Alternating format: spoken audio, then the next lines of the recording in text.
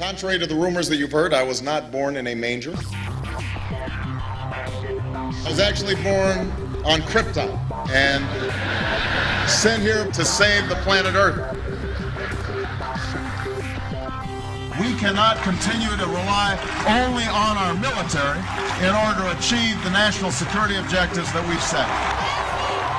Everybody somewhere between the ages of 18 and 25 will serve 3 months of basic training. We've got to have a civilian national security force that's just as powerful, just as strong. Yes, we can. Obama's healthcare plan will include coverage of all essential medical services. Yes, we can. Obama is a cruel hoax. He works for Wall Street. He's an agent of finance capital. Where did you come up with the number $700 billion? Here's the Treasury spokeswoman's quote. It's not based on any particular data point. We just really wanted to come up with a really big number. To Democrats and Republicans who've opposed this plan, I say, step up to the plate. A few members were even told that there would be martial law in America if we voted no. Secretary Henry Paulson is no George Washington. I don't think anyone questions, Mr. Kashkari, that you're working hard. Our question is who you're working for. Obama pledged that he would resume the Security and Prosperity Partnership talks between Mexico and Canada that President Bush initiated. The old boss is starting to look a lot like the new boss. Robert Gates is going to remain on the job as defense secretary for at least a year. Plenty of sources knew about this meeting, told us and others that it was at Hillary Clinton's house, but clearly it wasn't. We've got to give them a stake in creating the kind of world order that I think all of us would like to see. We see you causing a depression so you can blow out the economy and consolidate it and bankrupt it. We know that you are enemies of free humanity, and we are here standing against your tyranny.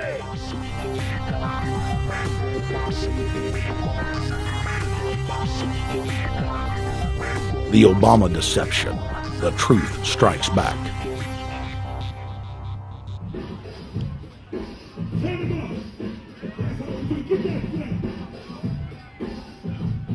Barack is like the manager of Burger King. All presidents are, including Bush. It's like this: when your fries are cold, if your burger is not done right, you go back to Burger King, America, or your government, and you say, my burger's cold, I want new fries. First, you go to the cashier, that's the courts. You argue to the courts. The courts, if you can't get no justice with the cashier, you say, let me see the manager. I want to go to the Supreme Court. I want to see the president. The manager comes out.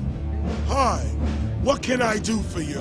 Now the manager can override the decisions of the cashier, but you never get to see the franchise owner of Burger King. If you really have a problem with your burger, you need to go see the franchise owner. We need to go to the top or to the bottom.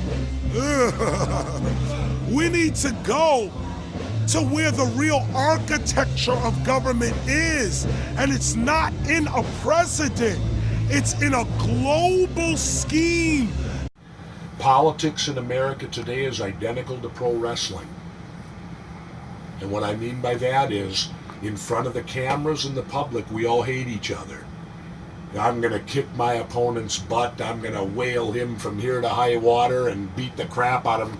Yet behind the scenes, we all are friends going out to dinner. Went to dinner together. And it's all a work. All intermarried. Show business. It's showbiz. And that's what you have today in politics. The Democrats and Republicans aren't really opposed to each other. Left and right mean nothing. The only thing that counts is, are you working for Wall Street or are you trying to defend the people against the financiers? It's pretty obvious that there's some gigantic financial institutions that have been pulling the strings of politicians in this country for a long time. And just the fact that we have it set up where they can donate millions of dollars to these guys' funds, these guys' campaigns. I mean, how do we not expect it all to go bad? America in 2009 was desperate for change. The past 8 years had been a disaster. Those weapons of mass destruction got to be somewhere. Maybe under here.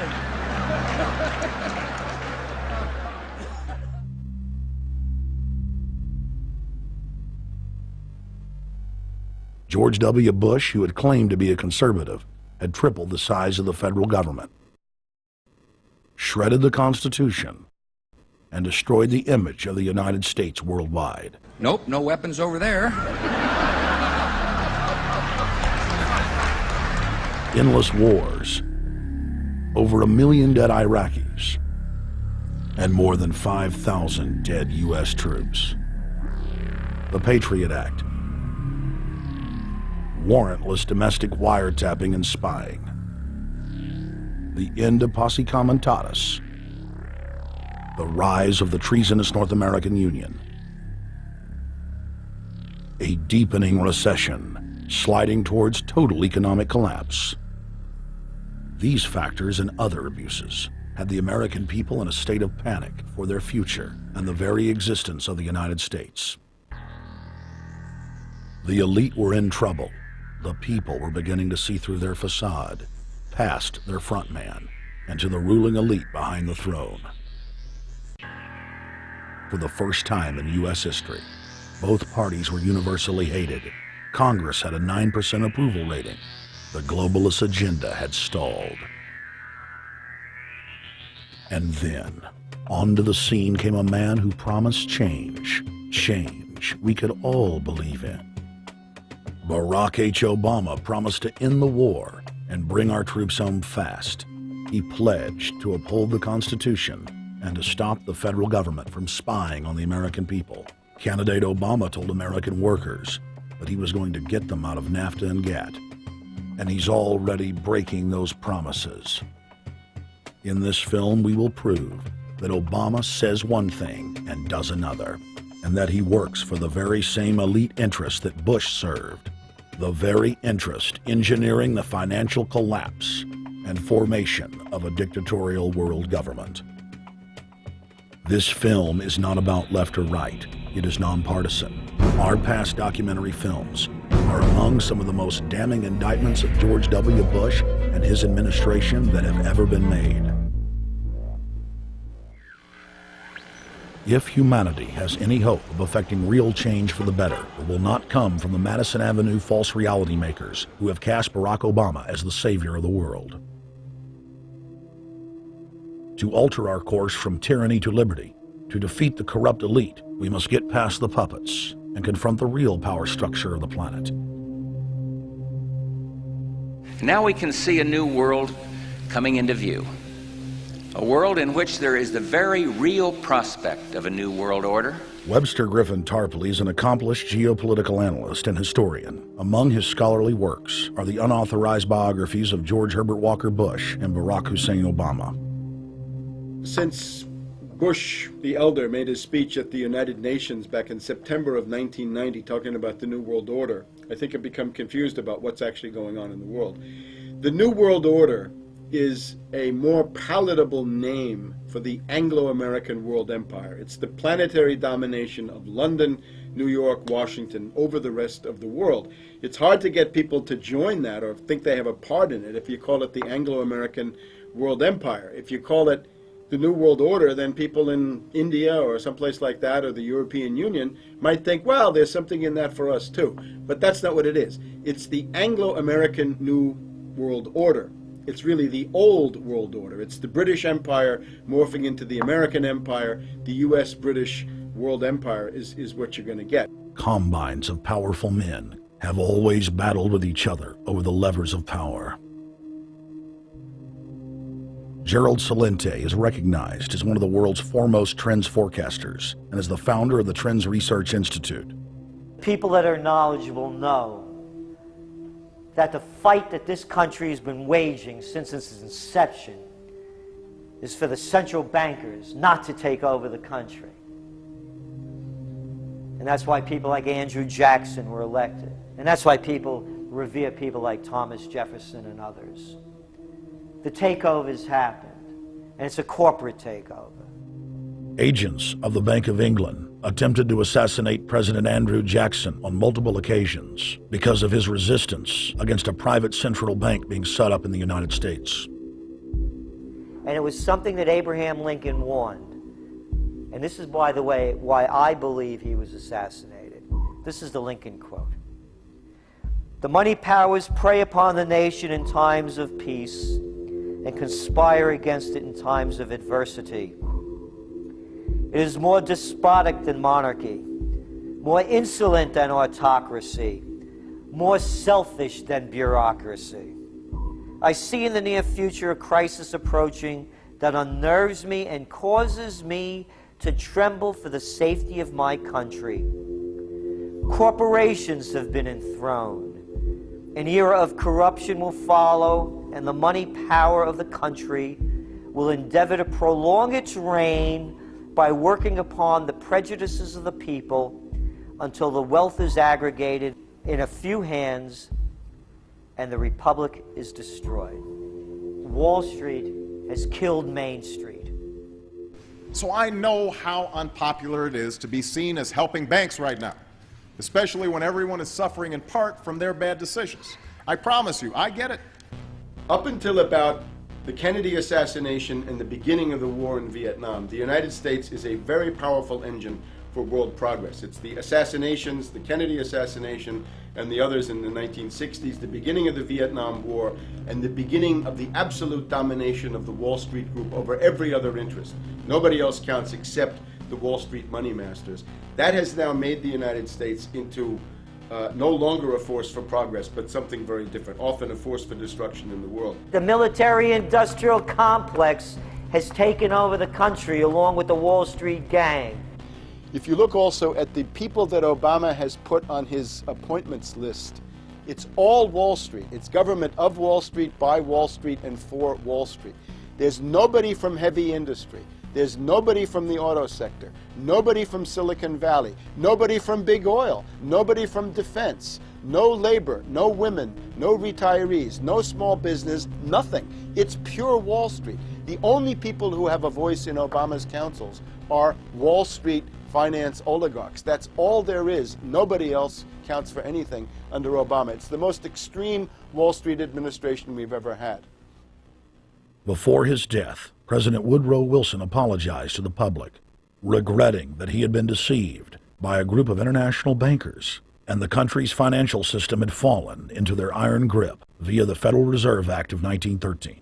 Whether sought or unsought by the military-industrial complex, the potential for the disastrous rise of misplaced power exists and will persist. Dwight D. Eisenhower. He warned the people that the military-industrial complex was taking over the country. Only 3 years after leaving office, President Eisenhower's prophetic warning concerning the threat posed to our system of government by the military-industrial complex came to pass. President John F. Kennedy had enraged the entire elite network. Now, Kennedy was brought in as somebody who was expected to be a puppet. It was thought that his pro-Nazi father, Joseph P. Kennedy, the bootlegger, the speculator, would guarantee that Kennedy would be obedient to the establishment. They thought that Kennedy was a sex maniac who could be manipulated through all of this, but it turned out that through his personal suffering, Kennedy had discovered a personal sense of himself which went beyond just being a puppet, and he began to think about things like economic recovery, world peace, having a space program, making deals with the Soviets, cutting the Federal Reserve down to size, and a whole series of other things. Executive Order number 11110, signed by President Kennedy, began the process of abolishing the private Federal Reserve. Kennedy was also pushing for real civil rights reform and had begun the process of pulling the troops out of Vietnam. The last time you had an actual president was Kennedy. The oligarchs took swift and decisive action. When John Kennedy attempted to take the government back from the robber barons, he was brutally murdered. The message to future U.S. presidents and leaders across the world was clear: do as you're told or die. John Fitzgerald Kennedy was the last true president of the United States. And until the globalists are removed from power, we will never have another real one. The other thing about the American presidency you've got to remember is that this is a puppet post. It's automatically going to be a puppet post. The idea that Obama is somebody who's going to come in and exercise real authority when he's obviously been chosen and given everything that he's got by these financiers. Presidents are now little more than corporate pitchmen who take all the political heat, while the controllers remain in the shadows, safe from public scrutiny. Hip-hop icon KRS-One is not just known for selling millions of albums. He has led a tireless crusade against youth violence and has been a strong voice for human rights. If they controlled it before, what makes you think they're not controlling it now? The country was on a verge of revolution. They threw a black man up. Now we like this. They give him the money, they give him the bundling, they give him vote fraud, they give him the media whores, they give him goons, they even have elected officials making threats to put people in jail if they criticize Obama in public. All of this is the mark of a puppet. And that means that he is a puppet, actually more of a puppet than anybody else, more of a puppet than Mrs. Clinton would have been, even more of a puppet than McCain. He's the maximum puppet that we've had certainly since Jimmy Carter. They put a black face on the New World Order, and now we all happy. KRS ain't buying it. In the real executive power structure, the president serves the military-industrial complex. It's self-owned by the international bankers. If there's a revolution, the population just throws out the prime minister or president. The elite stays in power because the public is never aware of who the real enemy is. In Evian, France in 1991, standing before the Bilderberg Group, the apex of the world government power structure, David Rockefeller defined the New World Order as a system of world government serving the international banking elite. For decades, the banker-owned media would attack anyone who dared to warn the public that a dictatorial world government was being constructed right under their nose, and that national sovereignty was being deliberately destroyed. And now, after years of denial, the media and the elite themselves are proudly announcing that not only is world government real, but it is the answer to the financial crisis that they carefully engineered. Suddenly, the Wall Street Journal tells us that the North American Union is here, and that getting rid of the dollar for a common currency with Canada and Mexico is good. The Financial Times of London, published by a member of the Bilderberg Group, crowed that a dictatorial world government had been kept in the shadows for our own good, and that it was now time for it to emerge from behind the curtains of national security. White House Chief of Staff Rahm Emanuel stated on record that they can't let this crisis go to waste. You never want a serious crisis to go to waste. And what I mean by that, it's an opportunity to do things that you think you could not do before. And Henry Kissinger, who gave Barack Obama his first job out of college, told national television that the economic collapse was a great opportunity to bring in the New World Order. He went on to say that Barack Obama was the perfect person to sell it to the world. But he can give a new impetus to American foreign policy, partly because the reception of him is so extraordinary around the world.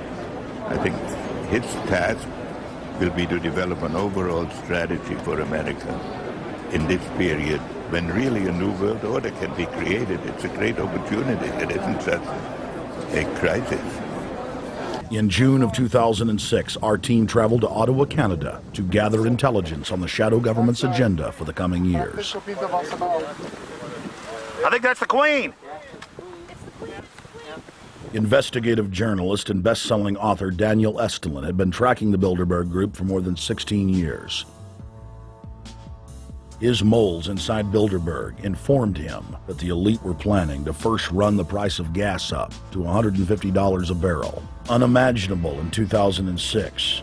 He also reported that after suckering the middle class back into the stock market, the group was going to implode the subprime mortgage market and destroy public confidence. Well, one of the things that we're getting from this afternoon's conference. This morning conference was about the energy crisis, the price of oil. The afternoon conference, which started about 4 o'clock, 4:30, they were talking about one of the American delegates, I wasn't told who exactly it was talking about the the concern that the American citizens have had with the housing prices going down, so they're not investing that money. So what they needed to do is they needed to create the illusion that everything is going well. So what they're going to do over the next year and a half is to bring the market back up to 1998, 1999 levels. They're going to get all the suckers to invest whatever little money they have left over, and that's when they're going to make the economy bottom drop out. They need to destroy the economy because as we're running out of oil, when people don't travel, at least that's what they're saying, when people don't travel, when people don't have money, they don't travel, they don't spend any money, which means you don't waste a lot of oil and natural gas. That's the afternoon's So how does conversation. this source, I mean, just ballpark, I mean, so you have this source, is it? Well, actually, there are two people who are members of the Bilderberg Club. It's actual members that are- They're members of the Bilderberg Club who for years and years and years have been going and participating in all the conversations. They've always been dead on, always. And last year they said the oil prices are going to go up to 150. At the time it was 39, went up to 76, basically doubled. If it doubles again, it's going to be back to where these people They say. attack Iran, it will it not? Year after year, Estelin and other reporters like Jim Tucker are able to report on future events with stunning accuracy, all because they know the agenda of the Bilderberg Group. The Bilderberg Group sits at the top of the world power structure. 125 of the richest and most influential individuals on the globe make up its membership. From Istanbul, Turkey to Chantilly, Virginia, we have tracked the elusive Bilderberg Group. Bilderberg always insist on a media blackout. By June of 2008, we had already figured out that Barack Obama was the elite's puppet of choice. The national media claimed that during the weekend the Bilderberg Group was scheduled to meet, that Obama had speaking engagements set for Chicago and the Midwest. We knew better. In a classic bait and switch, the Obama campaign told the press corps to get on Obama's campaign plane and that Obama would join them on the flight to Chicago. Campaign staff then slammed the door shut. The fawning press had been shanghaied as Obama's campaign aircraft lifted off without Obama. Robert, why were we not told about this meeting and that the senator wouldn't be on our flight until the doors were shut and we were about to taxi to take off? Again, we had a desire, Senator Obama had a desire to do some meetings. Others had a desire to meet with him tonight in a private way, and that's what we're doing. We set up these meetings. They're being done tonight. Again, Is there more than one meeting? Is there more than one person with whom? I'm not going to get into all the details of the meetings. I don't know that I've got a ton more different answers for all of your questions. Obama wasn't going to Chicago. He had a meeting to attend, a secret meeting. Initially, it was believed that the secret meeting took place at Clinton's Washington, D.C. home. Obama's spokesman denied that, but won't confirm where the former rivals met. He also declined to comment on their topics of discussion. For a day and a half, the mainstream media engaged in a wild goose chase, trying to find out where Hillary and Obama had gone. 3 cover stories later, the corporate press had to admit they had no idea where the 2 candidates had gone. And to this day, Clinton and Obama aren't talking. Plenty of sources knew about this meeting, told us and others that it was at Hillary Clinton's house, but clearly it wasn't. In 2008, the trail led us to the Westfields Marriott Hotel, right outside Washington, D.C. We just flew into Washington, D.C. We're driving to the Westfields Marriott. Tomorrow, the hotel's closed throughout the week into the weekend for the Bilderberg Group meeting. We're going to check in the night before. They're going to kick us out tomorrow. So we're going directly into the belly of the beast. The hotel will be filled with at least 5 spy agencies: CIA, Defense Intelligence, Mossad, European Union security.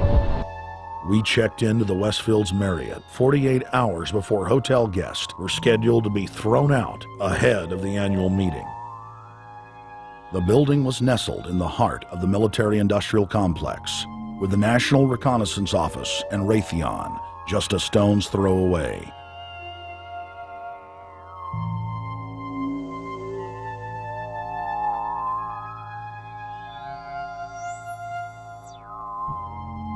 The plan tonight is to try to not get arrested, dodge the security, get in there, get some footage of the elite arriving in the morning, because some arrive before they officially lock it down, and then getting out of the building.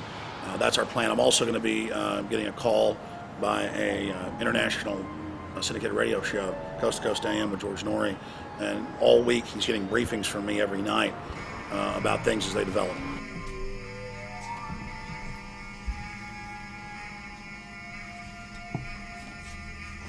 George, we're sitting here in the room. As the phone rings with your producer, Tom Danheiser, to put me on, the fire alarm goes off. So everybody is exiting the building. I know this is a setup. They timed it exactly when this happened. Open the door. I want them to hear the fire alarm. Open the door. I want people to hear this live to the 16 million people listening.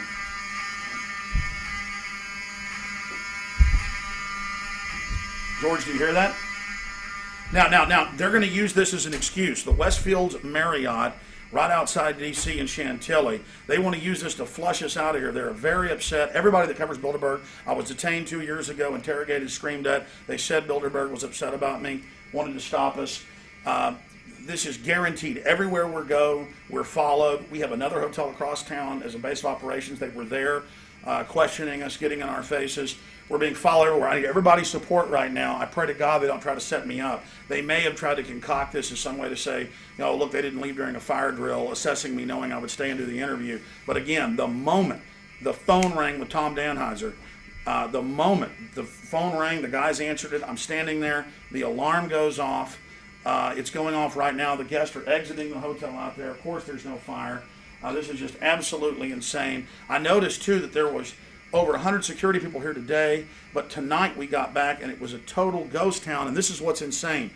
We have a security guy walk up to us 30 minutes ago, about 25 minutes ago, before this happened, and said, "What are you guys doing?" We said, "We're just walking around checking out the artwork in the hotel," which we actually were admiring, but we were also going around getting some footage.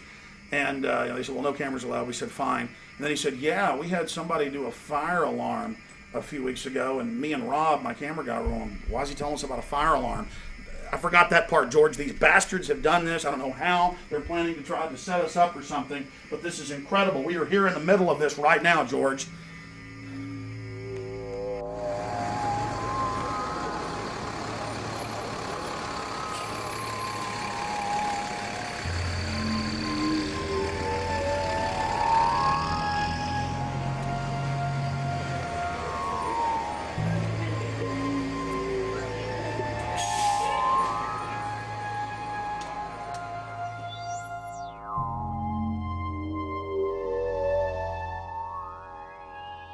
There you go. Stay there. Keep it locked.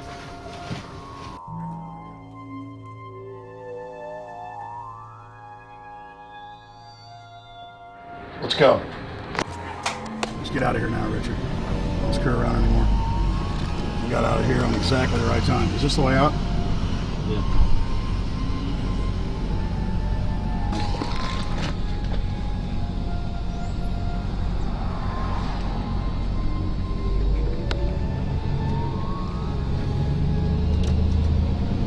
We got a car up behind us.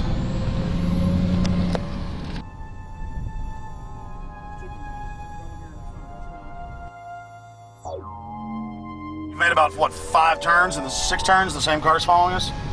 Now he looks like he's following us into a... He came out of Bilderberg, he came out of the Westfield. Being a little bit subtle, but... Not too. So there he is. That's him over there in the blue green, car. yeah.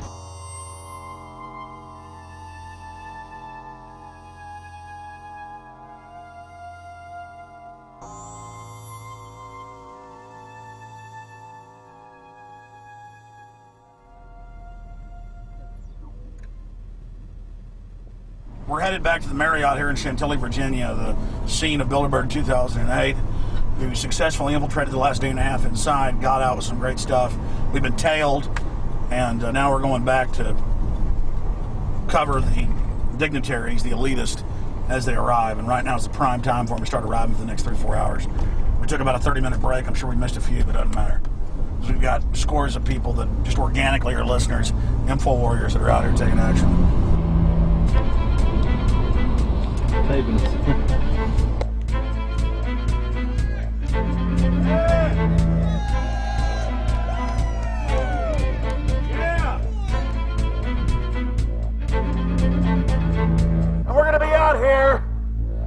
next 3 days, while you try to chart the future of our destiny, we're taking our destiny back. You're not our gods or our masters. We witnessed at least 7 convoys of armed Secret Service entering the Westfields Marriott, and internal sources confirmed that both candidates did attend at least one meeting inside the conference. While the Bilderberg Group was 100% successful in 2008 at keeping their name out of the mainstream media, they did not fare as well when it came to the exploding independent press. During the entire 2-day event, anti-New World Order protesters and alternative media encircled the hotel. You are being exposed everywhere! From David Rockefeller, from John Edwards, from Bill Clinton. Your game of secrecy is over! You're gonna pay, get it, it's up close, you piece of shit! You piece of trash! This is Bernanke, man! Bernanke, you're going down!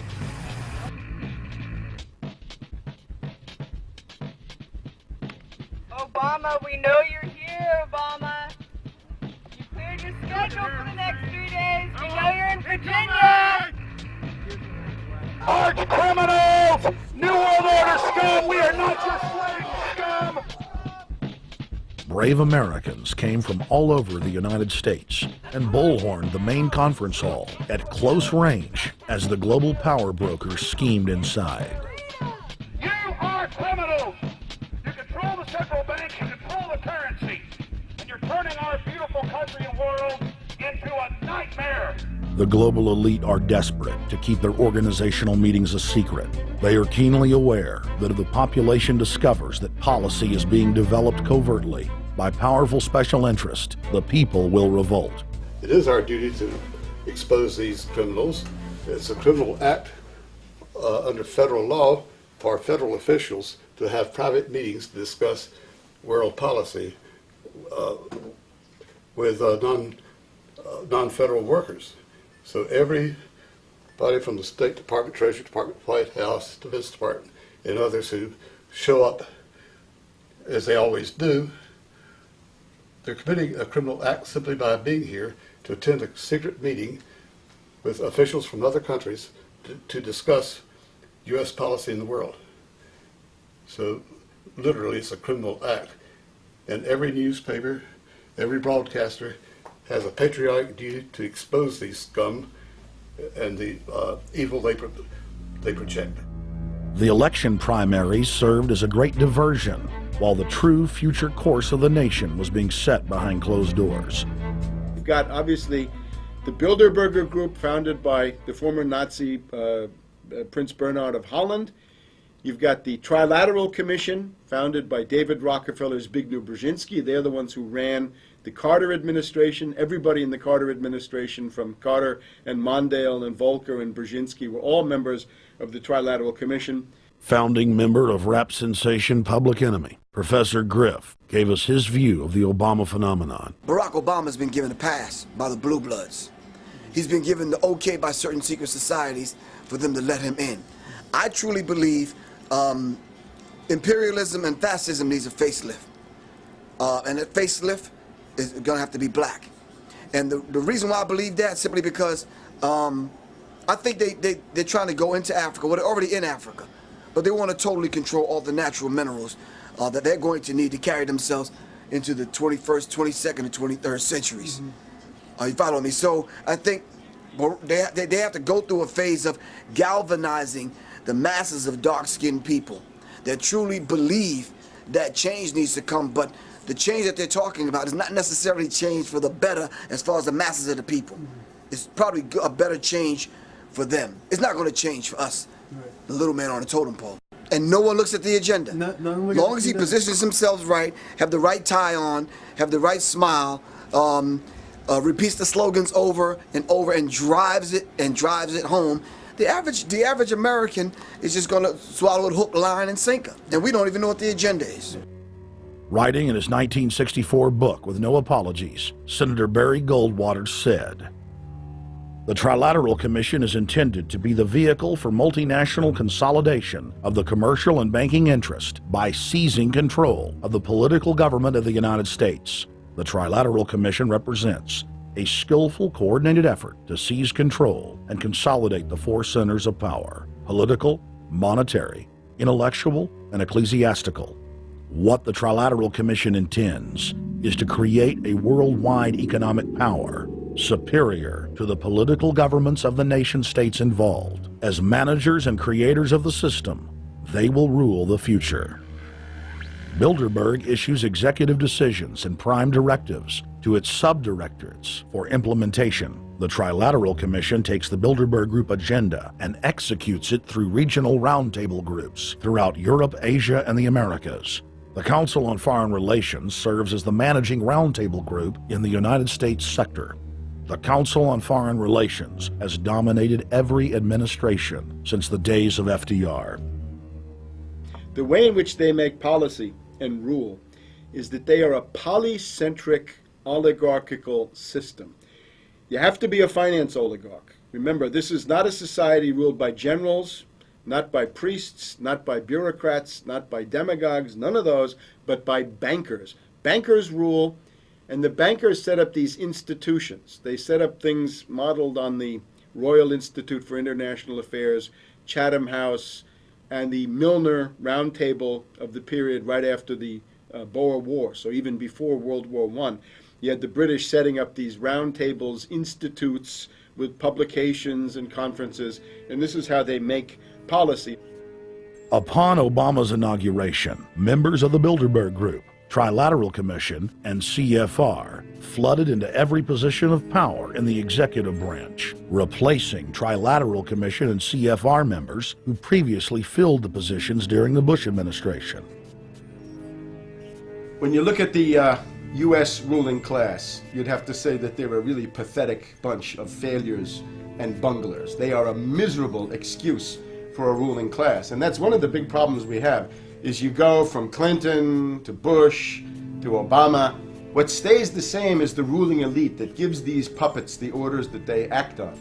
And these orders are wrong-headed, let's say the least. They're basically bankrupt. They're going to lead to the collapse of this civilization. What they're doing is using the existence of the United States as a formerly powerful nation state to act out their Wall Street fantasies of world domination and maintaining their capital structures and maintaining their system of looting.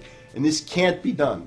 So the basic question is, they've hijacked our country and you got to take it back from them. You've got to drive Wall Street out of the government, and at that point you'd have a reasonable chance of getting back to prosperity and some kind of peace and order in international affairs. We had a chance to speak with economist and author George Humphrey. They have created a power elite, and we're not talking about the millionaire down the street. You can't even be a member of their club unless you're a multi-billionaire. And friends, this is not about rich versus poor. This is about a very, very small handful of the worst criminal element on this planet, manipulating and destroying the good people of this nation and of this world. About this Obama with change. Look at the people he's put in to mastermind the economic recovery.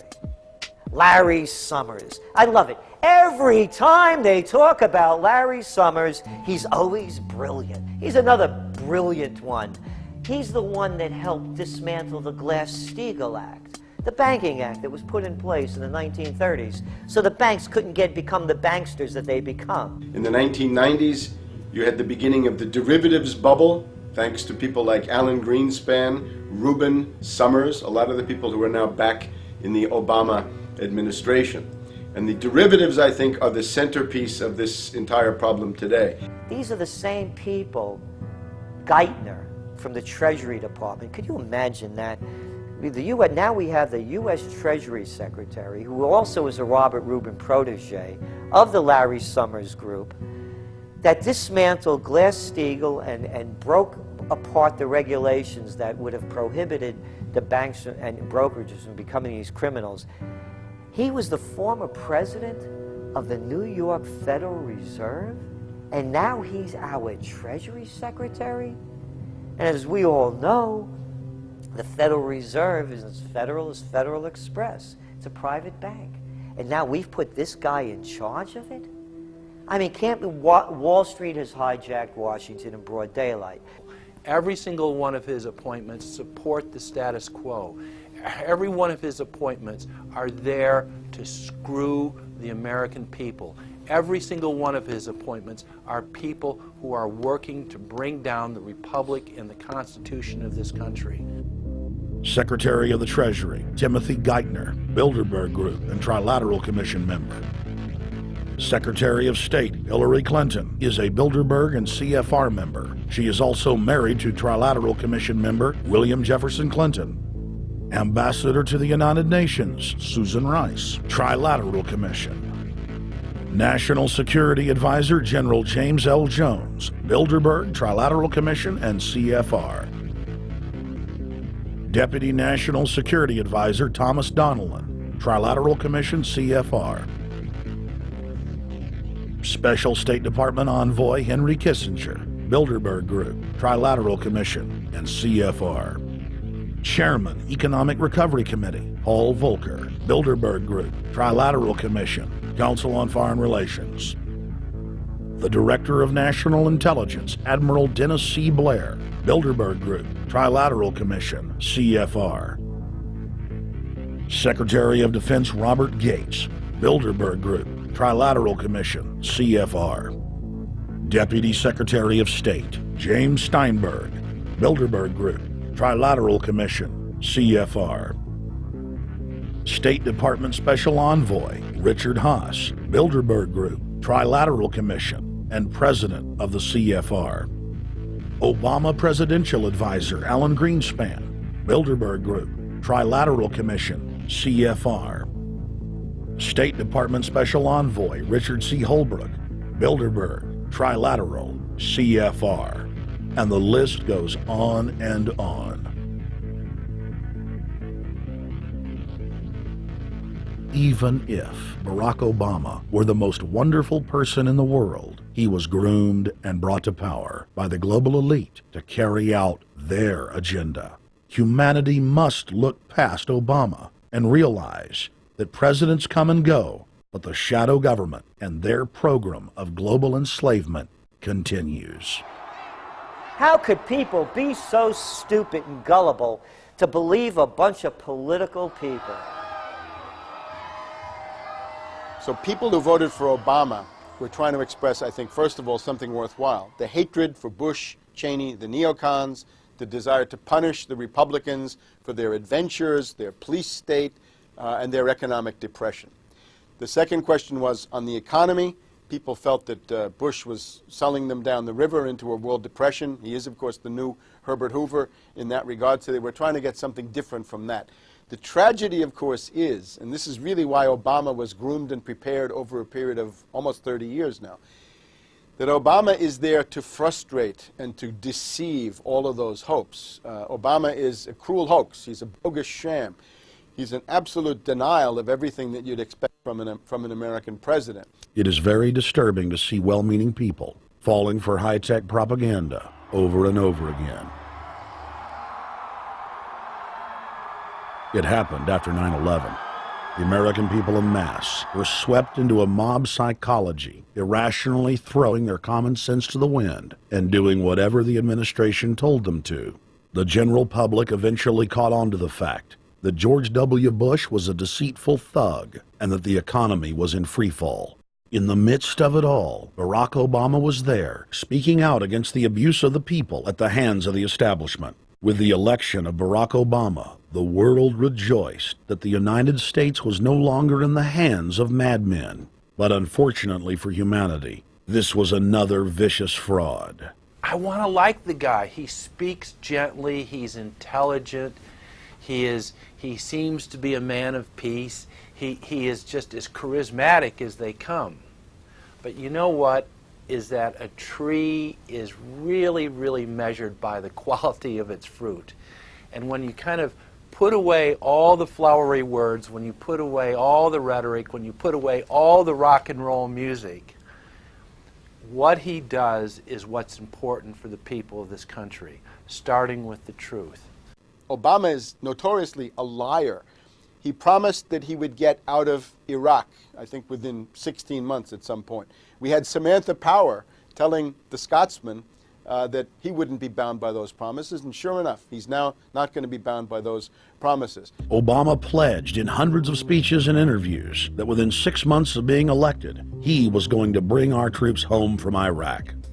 But after he was inaugurated, the story changed. Now he said that they would look at bringing some of the troops home in 16 months. 2 weeks later, his story had changed again.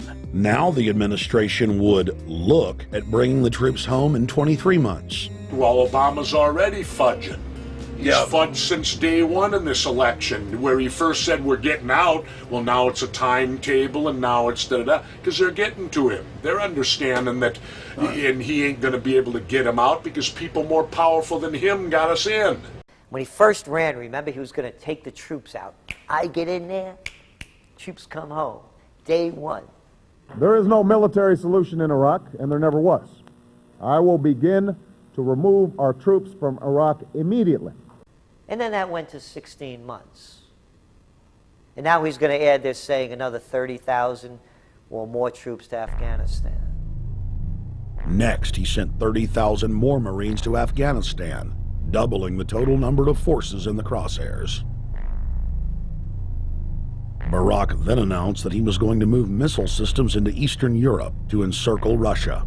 But after all, what should we expect after he kept Bush's Secretary of Defense Robert Gates?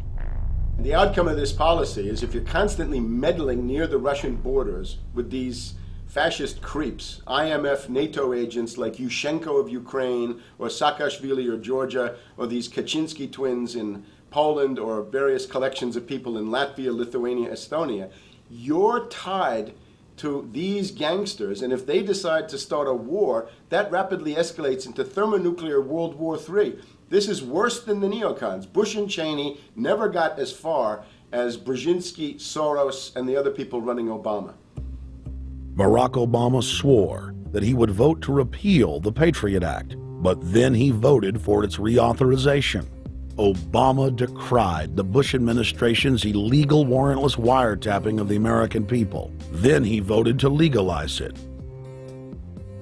Obama pledged that he would filibuster any attempt to give retroactive immunity to the telephone companies, the telecom companies, except he then turned around and voted for that bill. Most people don't know, for example, that he voted to reinstate the Patriot Act and more government wiretapping. Candidate Obama told desperate factory workers in speech after speech that he was going to renegotiate NAFTA and GATT to make it more fair for American workers. It is absolutely true that NAFTA was a mistake. But then his campaign was caught sending out memos to top corporate leaders, telling them not to worry and that it was just campaign rhetoric. We had Obama saying, you know, I'm against free trade, I don't like NAFTA and all those free trade sellouts. We had Austin Goolsbee going to the Canadian diplomats and saying, don't mind him, he's just popping off, that's just election era rhetoric, doesn't mean anything. Presidential candidate Barack Obama was publicly criticizing the North American Free Trade Agreement in a bid for votes, but privately telling Canadian officials not to worry about it. He said that he was going to bring us peace in the Middle East. He said that he was going to bring us transparency and a balanced economy. He said that he was going to not have lobbyists. He said he was going to clean up government. He said he was going to work for the environment. And point by point by point, within the first month of his inauguration, he has lied and deceived and cheated the American people. The people of the United States and the world were filled with hope that Obama was the real deal when in his first week in office he signed an executive order supposedly closing Guantanamo Bay and other secret prisons. Then the press actually had a chance to read the executive order and were shocked to find that the executive order only said that Obama was thinking about closing Guantanamo in a year. But worst of all, the executive order continued the practice of rendition, which the LA Times called secret abductions. They don't know. They think that he's signed off immediately on closing Guantanamo, but he's allowing prisoners now to be taken to foreign countries and not knowing where they're sending them and to be tortured in foreign countries. They don't know that they kept that provision in there. Obama is now continuing the practice of secret arrest, secret prisons, and most importantly, indefinite detention without trial. When a British High Court said that it was preparing to release secret British and U.S. torture orders that prove that the Bush administration was ordering personnel to systematically abuse detainees, Barack Obama threatened to cut off all U.S. intelligence ties to England. To add insult to injury, he stated that the program was important to national security, not only endorsing Bush's crimes, but continuing them. Obama voted for a reinstatement of the Patriot Act.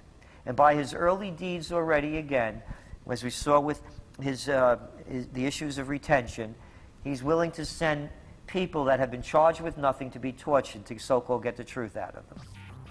If the makers of this film attempted to cover all of Obama's lies, this documentary would never be released because there are new ones every day. So in the interest of time, we're going to cover one more big one. Barack and his handlers made the cornerstone of his campaign, keeping lobbyists and donors out of his administration. Within hours of being elected, Obama did a 180 and filled the White House and federal government with lobbyists and donors at all levels. Obama picked William Lynn, the top lobbyist for Raytheon, to fill the number 2 position at the Department of Defense. Timothy Geithner, former president of the private Federal Reserve Bank of New York, was picked by Obama to be Secretary of the Treasury. Geithner promptly crammed the Treasury Department full of lobbyists, like his chief of staff, Mark Patterson, formerly the top lobbyist at Goldman Sachs. Obama appointed top lobbyist to the Saudi royal family, George Mitchell, as the lead Middle Eastern envoy. Obama appointed the king of Wall Street lobbyists, Leon Panetta, to head up the CIA. Obama tapped Tom Daschle, top lobbyist for healthcare firms, to run the Department of Health and Human Services, and the list goes on and on. Then, 3 weeks into his administration, Obama launched a new lie, more outrageous than the previous. With Academy Award-level conviction, he said that he was upset about the banker bailout, which his own chief of staff, Rahm Emanuel, another former Wall Street executive, had engineered. Obama said that he had signed an executive order capping the CEO salaries of those who had taken the bailout money. There was just 2 problems. All the major banks and brokerage firms were exempt, and the new order only dealt with any future bailouts. And those were to be on the honor system. What gets people upset, and rightfully so, are executives being rewarded for failure. AIG, Bank of America, and Citigroup, which have received billions in bailout money, don't fall under this plan. Only banks negotiating future agreements with the government will be restricted. But this appears to be built on an honor system, and White House Press Secretary Robert Gibbs had a hard time explaining how enforcement would work. Well, let me get, I will get clarification from Treasurer on that. Generally speaking, this is already the biggest liar and the biggest disappointment that we've seen in recent history. And again, qualitatively beyond the rather low standards set by Bush the Elder and Clinton in terms of delivering on promises. Bottom line, Obama is a fantastic actor and an even better liar. His track record is clear. He has done the opposite of everything he told the people he would do. They'll make up one lie after another. And if you believe these people, knock yourself out. I don't believe a word they say. Within 1 month of the passage of the first banker bailout bill, the press reported that over $5 trillion had just disappeared out of the U.S. Treasury. By December, the amount of money that had been stolen had reached $8.5 trillion. The leadership of both political parties circled the wagons and would not discuss where the money had gone. In the Fed! Informed Americans protested the private Federal Reserve System at all 38 of their regional governorship offices. Arrest Bernanke and Paulson! Arrest all the criminals that stole the banker bailout money!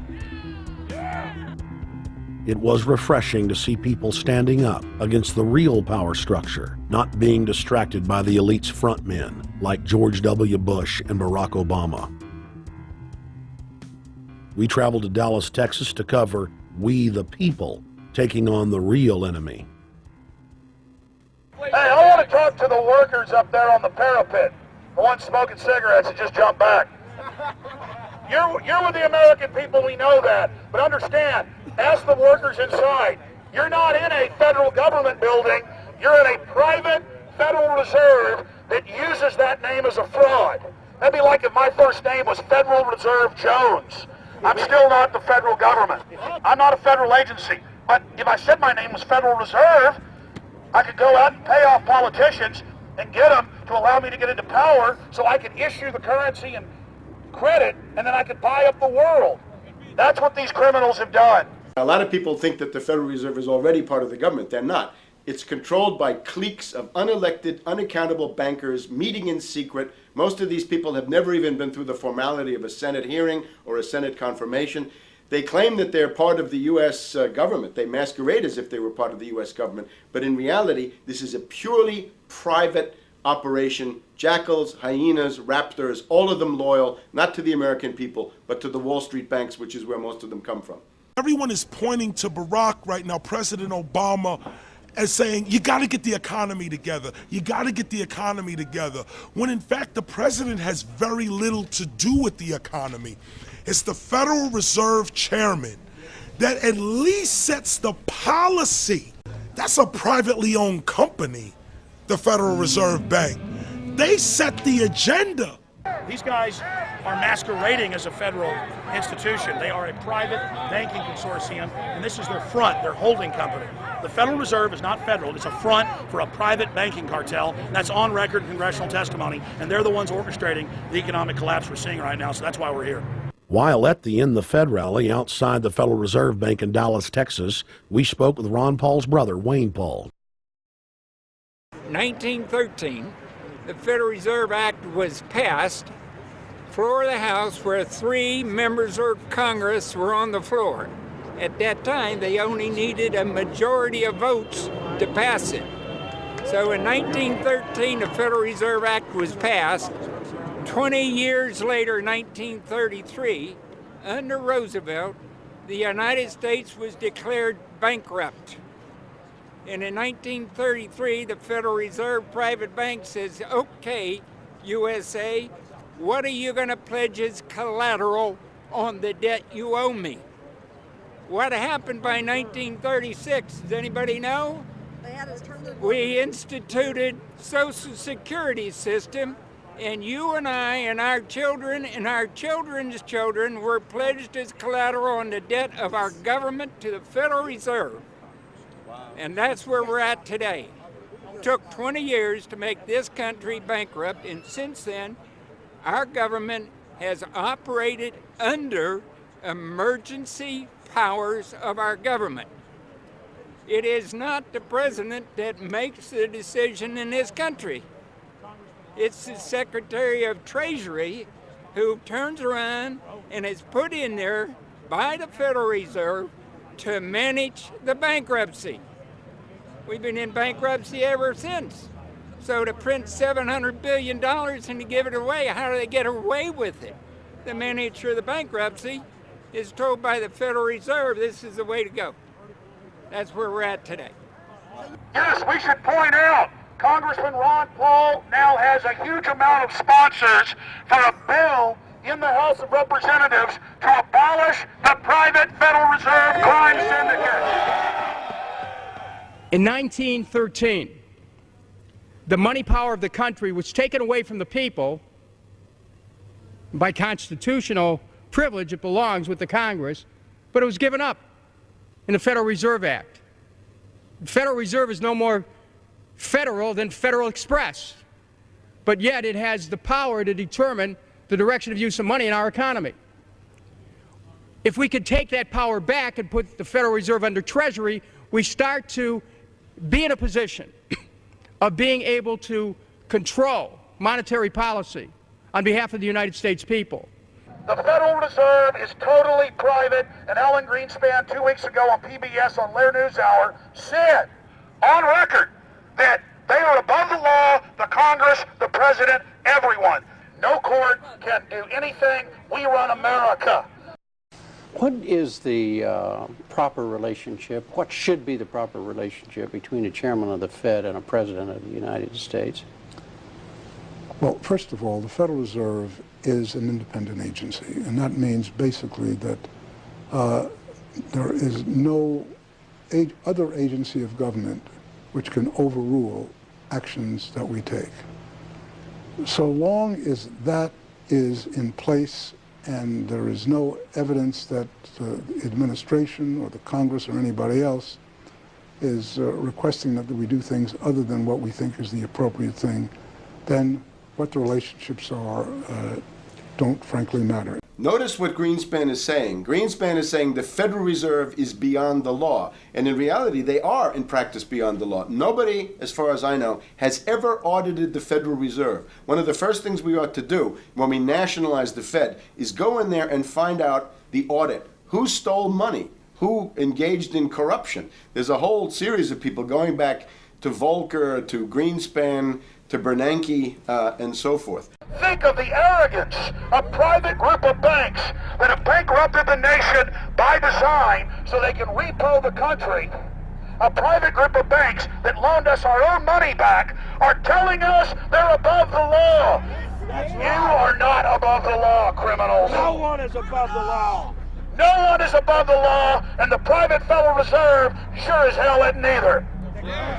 Since the founding of the Federal Reserve back under Woodrow Wilson, the Federal Reserve has struck out 3 times. They didn't stop the crash of 1929. They didn't stop the banking panic of 1932, 1933. And now they are the cause of the derivatives crisis because they're the ones who inflicted derivatives on the world with Alan Greenspan. Instead of our economy being about goods and services and real products and manufacturing, it's all about these guys, the private Federal Reserve that masquerades as a government entity who controls the issuance of currency and credit.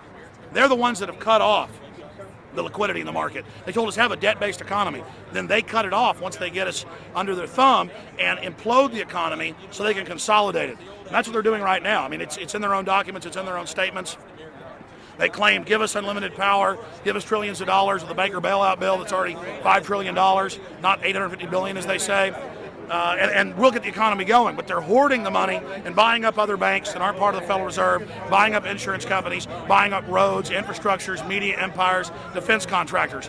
What the banks do is they implode an economy by cutting off credit, and then once things really fall to a low, and they know the low because then they buy everything up and start then putting more money back into the economy, and then they build it back up. So they build us up and then shear us, build us up and shear us. And they're getting ready. All over the world, they're always shearing some country, imploding it. Comes out in their own IMF and World Bank documents. That's just the foreign arm of the same cartel. And these are the people who claim to be the saviors of the economy, the people who have created every important crisis in the past 100 years, the Federal Reserve. So it's illegal, it's unconstitutional, and it's a failure. And I think the failure is what everybody can see right now. Yeah, what they do is they make you think Clinton's evil in running things. Then, oh, Bush will save us. And then, oh, Bush was evil. Now we'll be saved by Barack Obama, but he's just a puppet. But as we get deeper into this phase, when they implode the economy, they have all the money and all the control. But they also like to pose as the savior. So Obama is meant to be the savior during the Depression, and he'll save us with a 1 million person, he said, is bigger than our military, domestic spy force, a 3 million person environmental spy force. So giving people these jobs to be government bureaucrats and spies to go out and manage the other 290-something million Americans. And so this is classical fascism. The communists also do it. Any vertically integrated command and control authoritarian system does this. So they're openly following what the same group of banks did in Germany, Russia. It's in the Communist Manifesto to have a private central bank, because the private central bankers actually wrote the ideas that they had Marx and Engels put out. People go, well, why would the banks want communism? It doesn't exist. They rape us, they consolidate us, they put us into work brigades, they make us slaves, and they say it's a people's paradise. Look at it, boy, you're really doing good. And then they transfer all the wealth of the nation offshore. The globalists are outside all the nations. That gives them safety, and they play countries off against each other. And so that's what we're facing and dealing with. And so they're bringing in classical, hardcore tyranny in the U.S., but we have the internet, we've grown our numbers, the alternative media's exploded. That's why they're trying to move in to shut down and regulate and tax the web, but it's too late for them. They're playing in the 19th century, 20th century rules. It's 21st century, the century of resistance to tyranny. And so it's going to be one hell of a fight with the people and free humanity on one side and the New World Order on the other. And every one of you out there counts, needs to be involved in this fight like nothing you've been involved with before, because this is life and death. Everything depends on exposing these people. Everything depends on showing the people that this is the New World Order, this is the criminals. We're dealing with the king rats here, the people that are carrying out tyranny worldwide. And either they fall or we fall. Either worldwide darkness and a new age of tyranny and oppression and with a scientific overlay, or a new age of liberty and freedom and a new renaissance. The choice is the people's out there. Okay, we can tell you what's going on. You can check it out for yourself and find out it's true. But don't wait. Investigate now. Get involved now. Go out there and reach out now. We don't have time. If you're looking for the solution, look in the mirror. Look right into the mirror, because you out there, men, women, old, young, black, white, doesn't matter. It's going to be up to you if they win or if liberty succeeds and the people have a chance of having any future. These are cold-blooded eugenicists. These are cold-blooded people who think they're God, think that they're our masters, that think that we're animals. These are the guys that funded Lenin and Stalin and Hitler and Mao. These are the guys, it's all on record, that bankroll this stuff. They are hardcore vicious, and they must be resisted. You're watching The Obama Deception. We're going to go right back to the film in just a minute. But I wanted to take some time out in the middle of the film to encourage all of you that are watching it online right now to go to Infowars.com and purchase a high-quality DVD of the film. Or you can go to PrisonPlanet.tv and download a high-quality DivX version to burn to disc or DVD to give to your friends, your family, your neighbor, and your community. I also want to challenge all the viewers out there to take time out, to write notes as you watch this film, and to check all the claims that we've made for yourself, because I'm confident in the information presented here. And I want you to not trust me, but to know for yourself, to know in fact that Obama is a betrayer and a liar, a Judas goat, a Trojan horse to bring in the one world government. So again, I want to thank you for watching The Obama Deception. You can go to Infowars.com and get a high-quality DVD, or watch it in super high quality and burn disc to give your friends, your family, your neighbors, and warn the public at PrisonPlanet.tv. Now let's cut right back to The Obama Deception. Up until about the Kennedy assassination and the beginning of the war in Vietnam, the United States is a very powerful engine for world progress. It's the assassinations, the Kennedy assassination, and the others in the 1960s, the beginning of the Vietnam War, and the beginning of the absolute domination of the Wall Street Group over every other interest. Nobody else counts except the Wall Street money masters. That has now made the United States into no longer a force for progress, but something very different, often a force for destruction in the world. That doesn't need to remain that way. The interest of the American people is to fight to take your government back from Wall Street and make the United States a force for progress in the world, which we easily could do if we could just break the power of the people behind Obama. The main banks of Europe, which were started by Adam Weishaupt and Rothschild, the Banque Nationale de Paris, the Bank of England, the Bank of Italy, have all financed the messianic and war leaders of the last 200 years. Napoleon, Lenin, Stalin. They backed Adolf Hitler. They backed Franklin Delano Roosevelt. And they are backing right now Barack Obama. The banking cartel had established a beachhead in 1913 through the Federal Reserve Act. In 1947, they set up a parallel shadow government through the National Security Act. From 47 on, the national security state began the long process of absorbing federal and state bureaucracies, while at the same time undermining the constitutional power of Congress and dominating the executive branch. By controlling the issuance of currency and credit, the private Federal Reserve was able to buy up most of the Fortune 500.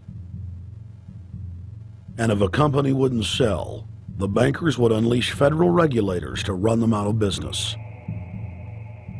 Private central banks in Europe, the United States, and England took taxpayer money and loaned it at over 30% interest to third world nations.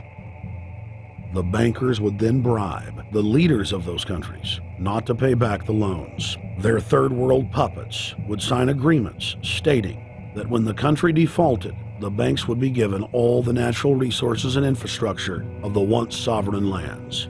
But worst of all, the countries would pledge future taxes paid by the people in perpetuity as profit to the private banks.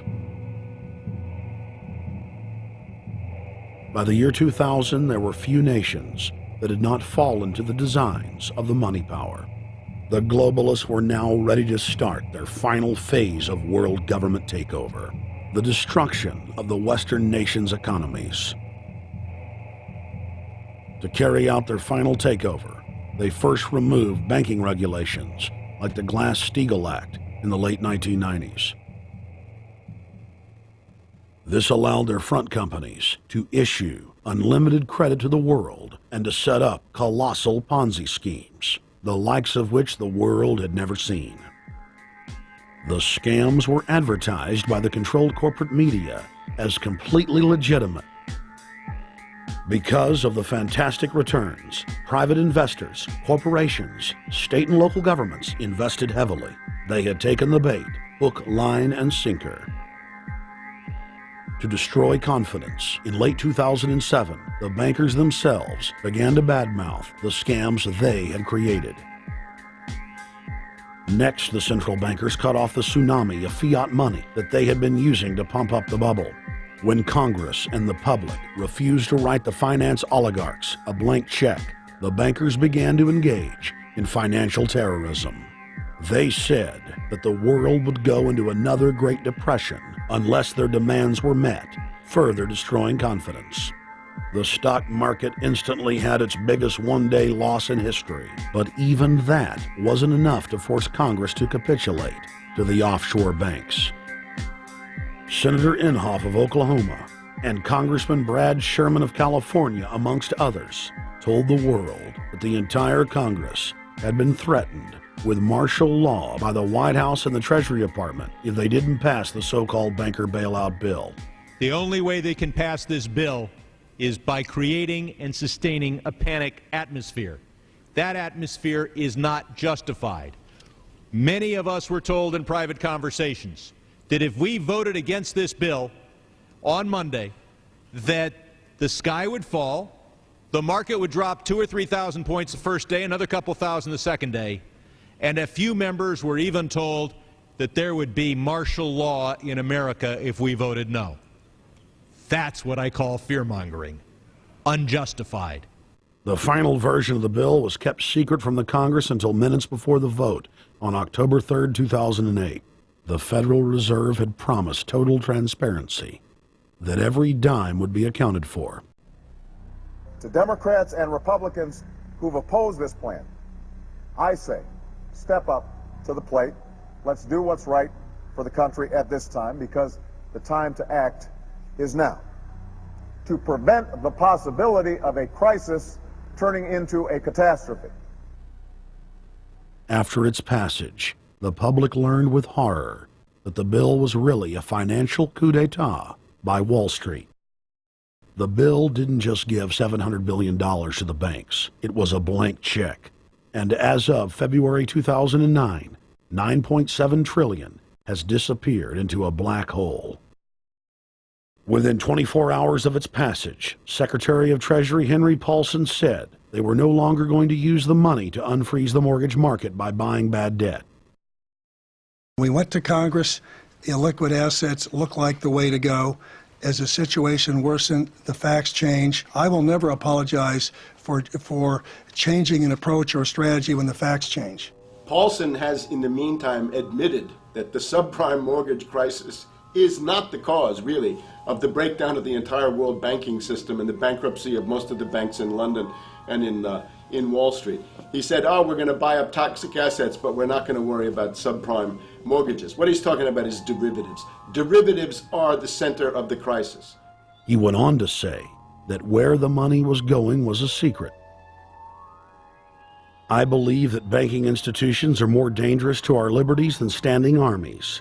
If the American people ever allow private banks to control the issuance of their currency, first by inflation, then by deflation, the banks and corporations that will grow up around the banks will deprive the people of all property until their children wake up homeless on the continent their fathers conquered. The issuing power should be taken from the banks and restored to the people, to whom it properly belongs. Thomas Jefferson, 3rd President of the United States.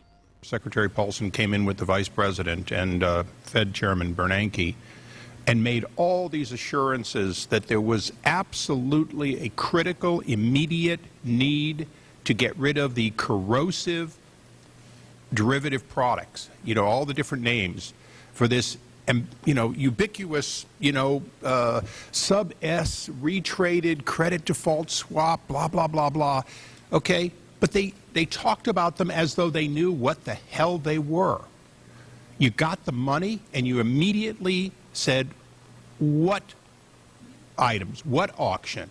Now, the Treasury just basically cut that out of the bill.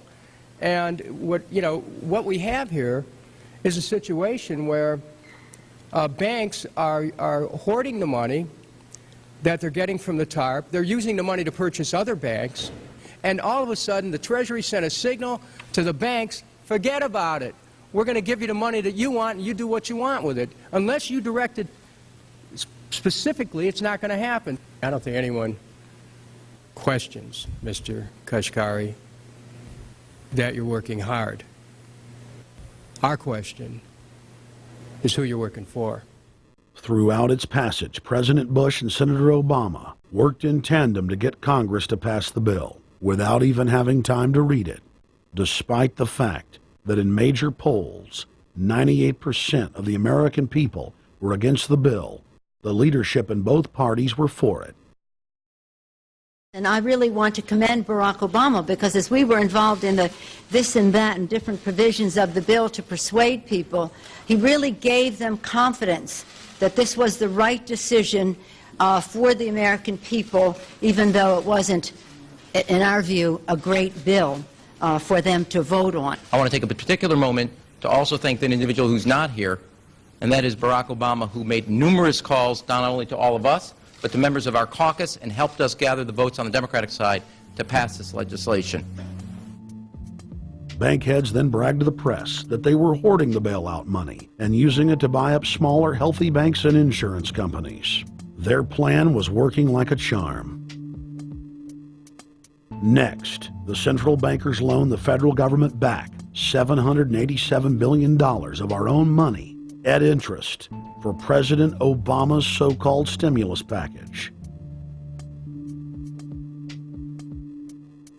And just like the banker bailout, Congress was given less than an hour to read the 1,070-page-plus stimulus bill. Barack Obama, who had pledged on the campaign trail to wait 5 days before a bill could be voted on so that the Congress and the people could have a chance to read it, said that the stimulus was too important and it had to be passed before anybody could see it or read it, or the crisis would turn into a catastrophe. Doing little or nothing at all will result in even greater deficits, even greater job loss, even greater loss of income, and even greater loss of confidence. Those are deficits that could turn a crisis into a catastrophe, and I refuse to let that happen. After its Friday passage, in gangster fashion, President Barack Obama took a 4-day vacation and said that there was no rush to sign it. The spending bill was really a takeover bill, designed to further federalize the states and to pay off rich donors that had donated to both parties. As the world slid deeper into depression, the bankers celebrated the fire sale that they had created. I believe the phrase burdens of the office is overstated. You know, it's kind of like Why me? Oh, the burdens, you know. Why did the financial collapse have to happen on my watch? It's just pathetic, isn't it? Self-pity. And I don't believe President-elect Obama will be full of self-pity. With their access to unlimited fiat capital, they could now buy up sectors of the world economy not already controlled by them. For over a century, the Anglo-American establishment had worked to bring the world system to this point. Artificially engineered global bankruptcy. In an address before the Trilateral Commission in June of 1991, David Rockefeller laid out the elite's ultimate goal. The supranational sovereignty of an intellectual elite and world bankers is surely preferable to the national autodetermination practiced in the last centuries. Now that the bankers were holding the world hostage, they issued their ultimatum. The only solution to restart the global economy would be to set up a planetary government ruled by a new Bank of the World, a Bank of the World owned and controlled by them. Suddenly, hundreds of prominent publications announced the solution, the people's only salvation. Time magazine, in an article titled "The New World Order," said that the new super bank would control the world's currencies and set interest rates, and that the new bank would, quote, knock the heads of bad countries like the United States. At a meeting of central bank heads and finance ministers dubbed Bretton Woods II, the plan for world government was unveiled by the very bankers that had engineered the collapse. Formerly sovereign countries would now pay their taxes directly to the banking cartel. Hundreds of new carbon taxes, controlling every facet of human activity, would only be the beginning. Now all the elite had to do was to sell the public on accepting the final phase of their takeover. And it's Obama's job to sucker the public into standing down so the bankers' agenda can move forward unhindered. Never before in U.S. history has the media gotten behind a president like they are behind Obama. The press has pulled out all the stops, bestowing a crown of infallibility upon Obama as the savior of the people. The elite are betting everything they've got on Obama's charisma and hoping that he can sell the world on their program of tyranny. Yes, there have been differences between America and Europe. No doubt there will be differences in the future. But the burdens of global citizenship continue to bind us together. A change of leadership in Washington will not lift this burden. In this new century, Americans and Europeans alike will be required to do more, not less. Partnership and cooperation among nations is not a choice. It is the only way. We've got to give them a stake in creating the kind of world order that I think all of us would like to see. In truth, Obama is not simply continuing George W. Bush's policies. He is radically expanding them. I thank President Bush for his service to our nation. This film has documented the painful fact that Barack Obama's agenda is the complete opposite of what he has claimed it to be. Now we will reveal what Barack Obama and his controllers' true agenda is. Number one, bring the United States under the complete regulatory control of a private offshore superbank known as the Bank of the World. More than 100 new taxes are now being developed under the umbrella of curbing greenhouse gases. The new taxes will be paid directly to the private bank consortium. At the producer level, taxes will be paid on farm animals' flatulence. At the consumer level, there will be carbon taxes on all forms of meat, beef, poultry, pork, and fish. All cars will be fitted with satellite tracking boxes that will tax driving by the mile. And an added tax will be placed on all fossil fuels, including motor oil and natural gas. All plastic products will have a carbon tax added. Outdoor space heaters and fireplaces are to be taxed. All electricity produced by coal-powered plants will be taxed. Under the cap-and-trade system, citizens will be forced to pay taxes on thousands of products to private cap-and-trade services owned by Al Gore and other elitists. There will be taxes on light bulbs, water, trash pickup, air travel, train travel, bus, ship, medicine, steel production, mining, clothing, laundry, asphalt are just a few of the new taxes to be levied. But to truly transform our economy, to protect our security and save our planet from the ravages of climate change, we need to ultimately make clean, renewable energy the profitable kind of energy. So I ask this Congress to send me legislation that places a market-based cap on carbon pollution and drives the production of more renewable energy in America. That's what we need. The notion of anthropogenic global warming is a fraud. In other words, the idea that the planet is getting warmer and that human activity is somehow responsible is a pseudo-scientific fraud. It's a big lie. It's a monstrosity. Remember the Nazis, they had race science, race hygiene. They said Aryan blood is different from any other kind of blood. This was, of course, idiocy, a fantastic piece of nonsense. Today, we've got something similar. Global warming caused by human activity, and the answer to that is carbon tax plus cap and trade, according to the wishes of Al Gore, Prince Charles, and basically the entire world banking community, the world oligarchy. What they're trying to do with that is to perpetuate the current system where bankers rule the world, financiers rule the world, and the rest of us get the crumbs from the table. But remember, if you try to put on cap and trade and a global warming carbon tax with the idea that you're going to save the polar bears, what you're going to do is destroy human society. You're going to cause genocide on a massive scale. The deaths will be measured in the hundreds of millions and indeed in the billions.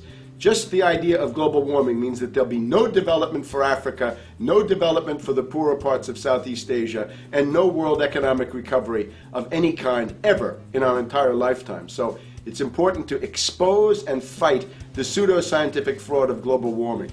One more point about this. You don't need a climatologist to know that this stuff is a fraud. I'm a historian. I can tell you, in the last 1,000 years, we had a period of very warm temperatures called the medieval warm period, where all kinds of grapes and semi-tropical stuff was growing very far into the northern hemisphere. That was about 1100, 1200. It happened to correspond with an all-time maximum of sunspots.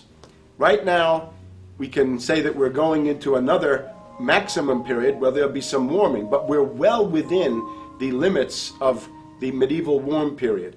About 1600 to 1650, there was an ice age in northern Europe. The North Sea was filled with ice. The German and Dutch ports and the English ports were filled with ice. That corresponds to an all-time minimum of sunspot activity, the Spörer minimum and the Maunder minimum. So this has largely got to do with solar activity. We can see that other planets, not just the Earth, are warming slightly as a result of increased solar activity. But we're well within the minimum. So what the oligarchs claim to be an open and shut scientific case is a piece of pseudo-scientific nonsense, and it should be rejected. Number 2, the social engineers are fully aware that the Obama craze will wear off quickly. So they are racing to put in place the most oppressive police state control grid in human history. 20,000 battle-hardened regular Army troops are now being deployed to patrol the streets of the United States. FEMA is now building giant camps in every region of the country, and the Congress has introduced bills like the National Emergency Centers Act, H.R. 645, which merges local governments and the police under federal control. And as we all know that have watched these things, they're ready for the riots. With these detention centers that are being opened up around the country, with state police training for riot control in the event of economic calamity and food riots, they know what's going on and they're prepared for it. So people better also prepare for it themselves. Anyone that's not prepared for what's going to happen, they deserve what they get, because there's enough information out there pointing to the problems, and they should take all precautionary actions. Next, Obama ordered the Defense Department to issue DoD Directive 1404.10, establishing a 1 million person civilian army under his control. Simultaneously, Obama launched USAService.org. The new website deceptively masquerades as a federal agency, but in reality is a recruiting tool building a separate, completely private army outside of government that takes orders directly from Obama's controllers. Barack Obama has refused to rescind Presidential Decision Directive 51, signed by George W. Bush. The directive plainly states the president is a dictator and that Congress is ceremonial. We cannot continue to rely only on our military in order to achieve the national security objectives that we've set. We've got to have a civilian national security force that's just as powerful, just as strong, just as well funded. President Obama and his Chief of Staff, Rahm Emanuel, have repeatedly stated on the record that all Americans below the age of 64 will be forcibly conscripted into federal service. Citizenship is not an entitlement program. It comes with responsibilities. Everybody somewhere between the ages of 18 and 25 will serve 3 months of basic training and understanding in a kind of civil defense. Now, it doesn't always have to be service in uniform. One of the things that if you talk to our generals, they are desperate for is a civilian counterpart to our military forces. So is this compulsory then? Well, you have to, in a sense, it's a required of everybody, 18 to 25, 3 months, and at some point at that point you do it. Obviously, I'm not going to say perfect legislation. We'll work that process through. You could do it during a college summer, or you could do it after high school. If you have a demagogue with a fanatical mass movement of personality cultists who is imposing the program of a group of extreme bankers and finance oligarchs, that's fascism. Obama's transition site, change.gov, proclaimed that middle school and high school students will be forced to serve the federal government. Fascism is gutter up, streets up, hooligans, thugs, fervently idealistic students, swarming adolescents, just the kind of thing you see around Obama. The way you get a population to enslave itself when the police and the army are no longer enough to do that. So I think that's if you're a left liberal, it's time to open your eyes to that. All young Americans between the ages of 18 and 24 will be conscripted into a paramilitary domestic security force. If Obama has his way, adults and seniors will also be forced into other forms of service for the betterment of the homeland. Number 3, disarming the American people. Obama operatives in the Congress have introduced more than 10 bills that would end the Second Amendment as we know it. H.R. 1022 would allow the new Attorney General Eric Holder the dictatorial power to ban any gun he wishes at will. In 2008, before the Supreme Court, in the D.C. gun ban case, District of Columbia versus Heller, Holder argued for the complete disarmament of the American people and that only the military should own firearms. H.R. 257 would ban all youth shooting sports, including YMCA and Youth Olympic shooting clubs. H.R. 45 would force all gun owners to undergo federal psychological screening, registration, and testing to keep their firearms. White House Chief of Staff Rahm Emanuel has proposed the extrajudicial banning of any American on the fraudulent no-fly list from owning any firearm. That is, if you are on the no-fly list because you are known as maybe a possible terrorist, you cannot buy a handgun in America. Over 25,000 Americans are added each month to the no-fly list, which numbers over 1 million people who have not been charged or convicted of any crime. It's a case of mistaken identity for a 5-year-old boy from Normandy Park. He had trouble boarding a plane because someone with his same name is wanted by the federal government. King 5's Mimi Jung is live at SeaTac Airport to explain. Mimi. Lori, it's hard to believe that a 5-year-old could be considered a threat, but that's exactly what happened here at SeaTac last week when Matthew Gardner showed up for a flight to LAX. Then they fly in charter. As 5-year-olds go, Matthew Gardner is about as harmless as you can get.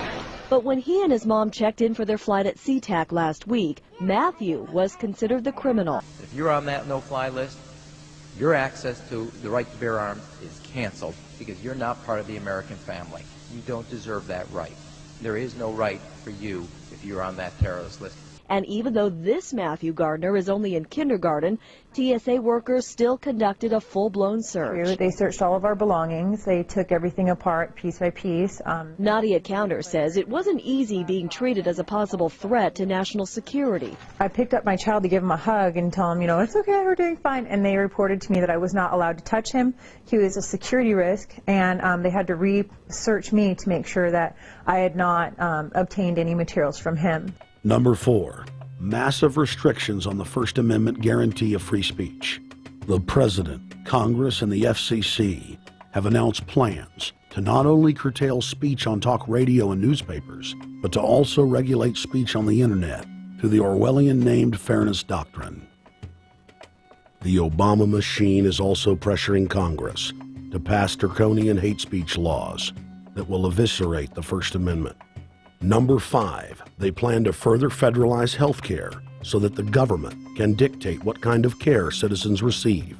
Modeled after the British system, this includes rationing care and restricting what procedures the handicapped and elderly are eligible for. Number 6, Obama is already pushing to expand the Department of Defense budget and to station more U.S. troops overseas to encircle Russia, China, Iran, as well as setting up bases in Africa under the pretext of humanitarian aid, and dominate and occupy Africa through AFRICOM. So we're taking your phone call, seeing what you think of Barack H. Obama. Is he a Judas goat? Is he a front man? Is he a betrayer? Let's go to Anthony in Georgia. Anthony, what's your take on Barack Obama? They put the face of Barack Obama as part of their public relations because it's like in the old folk tales about vampires. A vampire cannot force his way into somebody's house. It's against some kind of metaphysical law. So the vampire has to persuade the resident of the household to open the door and invite him in. So they're going to look at the peephole at Barack Obama, which looks like them and appears to be on their side. They're going to say, okay, here's my ally. Let me open the door and let me let this person in. And then Barack Obama is just, of course, a front man for the American empire, where he's going to have the entire U.S. Navy, the entire U.S. Army, and the entire U.S. Marines under AFRICOM command. And, of course, he's going to turn it into a new Iraq, and he's going to turn it into a new Afghanistan. Every operation that you see going on in Iraq and Afghanistan is going to propagate to the poor countries of Africa. And well, sir, I agree with you. They're looking to the people. They see a handsome, smiling African face. He's all, hey, I'm from Kenya. And then it's a total bait and switch. But it's the same thing here in the United States where they would get sellout Native American chiefs to sell out their people. This is the oldest trick in the book. And he can also pacify the most downtrodden minority groups in the United States. And he's saying, hey, get ready for sacrifice. Get ready to lose your standard of living. They're like, yay, I love Obama. They could never get away with this with a John McCain.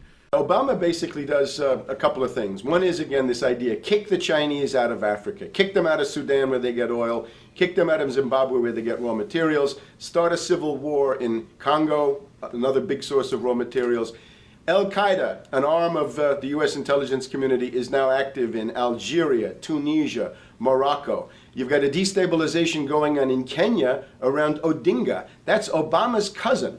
This is a guy who has two children. They're Obama's niece and, nephew in a broad sense. And one of them is named Raul, and the other one is named Winnie, after Winnie Mandela, who did the necklacing and political assassinations in South Africa. So this Odinga is essentially a CIA destabilizing operation in Kenya, and he's got a Odinga Islamic Alliance to crush the Christians in Kenya, but this also reaches into Ethiopia, it reaches into Uganda, Congo, Tanzania, and a whole bunch of other countries in that region. So all of Africa is a battlefield in flames between the U.S. and the Chinese, with Obama leading the charge to kick the Chinese out for geopolitical reasons. Number 7, radically expand federal control over family farms and ranches through the Animal ID and Premises ID system.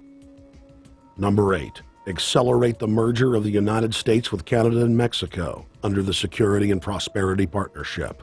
He is also accelerating the transfer of remaining federal authority to unelected quasi-governmental bodies like the World Trade Organization. Number 9, Obama must convincingly play the part of the president and convince the people of the United States that the buck actually stops with him. This is critical to the globalist master plan because in 4 to 8 years, Obama must take the blame, as Bush did, for the New World Order's horrific agenda. At that point, the elite will put a new puppet in the ceremonial seat of power and build him up as the savior, only to tear them down again. And so the process is repeated over and over. For their program to work, it is essential that the people not learn that the presidency is now nothing more than theater, because if they did, the people would stop looking at the pawns and start looking for the king. Through this system of deceit, the elite's criminal agenda can continue forever because the people waste all of their political energy debating the media spectacle instead of investigating the globalist agenda. Number 10, it's Obama's job to sell the public on globalist policies that aren't in the people's best interest. But the overlords have many salesmen. His most important function is to protect the criminal oligarchs from prosecution while they loot the economy worldwide, start new wars, and engage in torture. They're called Generation O, and they were the key to Barack Obama's White House win. During the campaign, Barack Obama used the internet like no other candidate before him, harnessing the energy of millions of his supporters. But the question now is, what to do with this young, eager, energetic army? This gives Barack Obama and his administration contact information for so many people, so next time he needs to push his legislation, he can contact all these people. Kennedy-esque. I feel as though this was like when John F. Kennedy was elected. Shouting, smiles, and tears. It was the scope of Obama's victory that was most impressive. I saw a photograph of Obama playing basketball, and I said, you know what?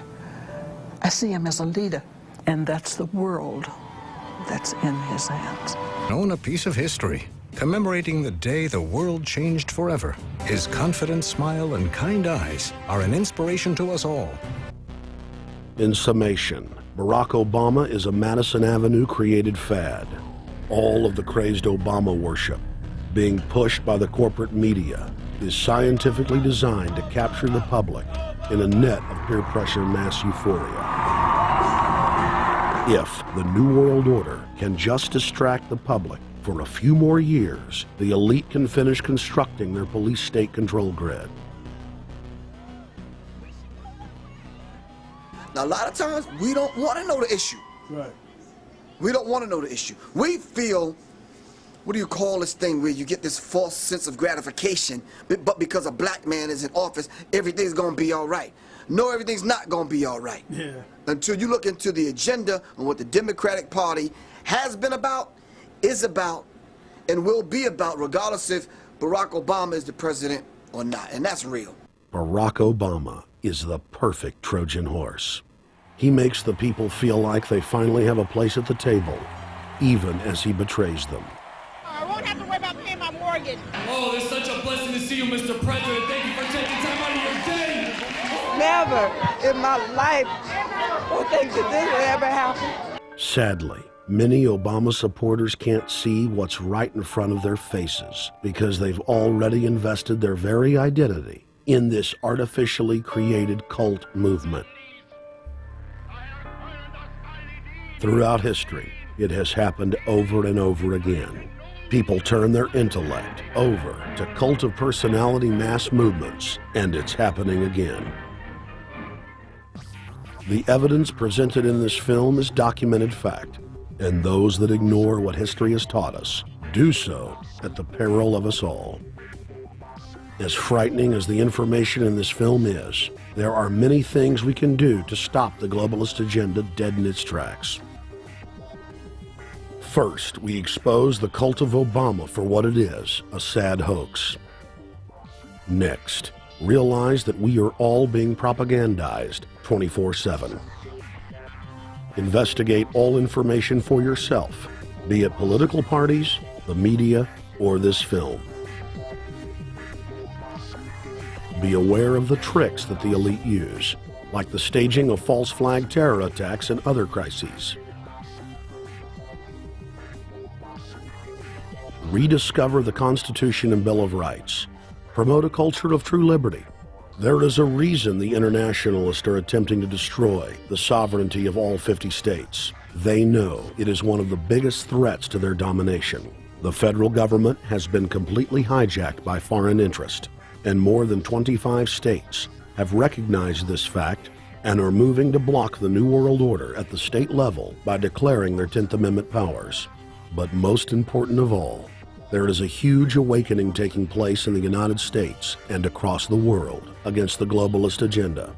Free people everywhere are joining together and saying no to corruption and tyranny and no to world government. This is the center of endurance, and endurance is what wins wars. Not how many people you kill, but how long can you endure? George Washington lost almost every battle he had, but he endured. He out-endured the British, and that's how the battle was won, endurance. And each and every one of you watching this, every single one of you, is just as important as the people who were our founding fathers, as that you are just as important as the Sons of Liberty who met in the 1770s to philosophize about freedom, to philosophize about a republic, to philosophize about a truly free country with a republic. There's 1 billion people on the planet. It only takes one to change it. Are you the one? There may be everybody in your classroom bugging out. Your whole school may be on fire with kids wilding, bringing guns in. But are you the one? Nature has a way of abundance. Nature puts out a lot of stuff looking for the one. So if you're going to go along with the trend of let's just kill each other, let's disrespect each other, then you're part of nature's plan as well, to be part of just the excess. But if you think more of yourself than just being the excess, you'll do more for yourself. Are you the one? Everybody's not gonna make it, but you have an opportunity to save yourself. Well, we don't have to look back thousands or even hundreds of years to see how dangerous this present-day situation is. We can look back to Bolshevik Russia. We can see the takeover by the Bolsheviks talking about the people's revolution, talking about the positive change. And Lenin came in and then Stalin. The fact is that over 40 million Russians between 1925 and 1940, good Russian, people who were Christians, people who had their own businesses, people who were educated, they were exterminated because they had their own business, because they were educated, because they believed in God's law. We can look over at Germany. Germany was in a very, very terrible economic situation, and this very charismatic leader called Adolf Hitler comes in. He makes the roads good, and he promises a better life for the people. And within 10 years, you see a completely nationalized, centralized, dictatorial situation where millions and millions of people were exterminated. And then we can go to Maoist China. Mao came in, he promised change, he promised a better life, and within 5 years, 60 million Chinese were exterminated. They don't teach that. They don't teach that in the schools these days, and it wasn't that long ago. And I pray to God that this will not happen in the United States. And the way it won't happen is if you and your friends and all of us together take action to say no. This country is too precious. It's too wonderful. It's too good of a place to lay down as a victim. Greatness could arise once we break the shackles of the government that's holding us back. One thing America has more than any other country is an entrepreneurial spirit. One thing we have more than any other country is the ability to be innovators. You know, if I was born in Italy, I wouldn't be the trend forecaster I am today because I would have been locked into a culture of thinking one way. We have that freedom of expression and freedom of thought that could free us to create greatness again if Big Brother doesn't come down on us harder. Humankind is at a historic crossroads. The forces of globalism are marching towards absolute despotism. Look in the mirror, count the cost, and decide, are you going to let history repeat itself? Or will you stand tall with freedom lovers everywhere and stop the completion of a world dictatorship?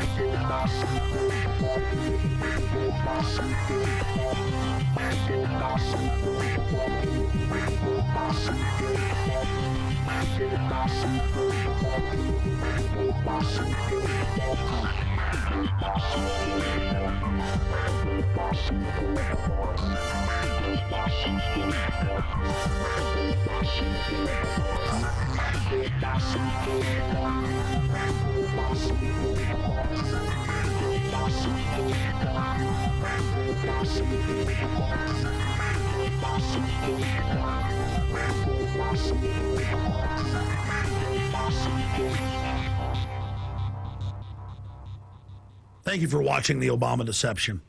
I want to challenge all of you out there who are shocked by this film to take time out to research the claims of this documentary so that you will discover that we've told you the truth and that, frankly, it's far worse than we could even present here in the limited time we had. And once you find out the claims in this film are true, I want to ask you to do the only thing you can do. Spread the word. Warn your friends and family, your neighbors, about this deception, about this betrayal. We have to warn the people that Barack Obama, despite his fancy teleprompters and his silver tongue, is nothing more than a New World Order frontman, a pitchman, selling you tyranny. Please get the high-quality DVD at Infowars.com. Make copies of it. Get it out to people. Wake them up. Let them know the threat. Let them know what the New World Order and the global banking system is doing. Download high-quality copies at PrisonPlanet.tv. Whatever you do, get the truth out to the people. Because as Thomas Jefferson said, all that evil men and tyrants need to flourish is that good men and women do nothing. So we cannot stand here idle while this treason is taking place, while this betrayal is unfolding. Thank you so much for watching The Obama Deception.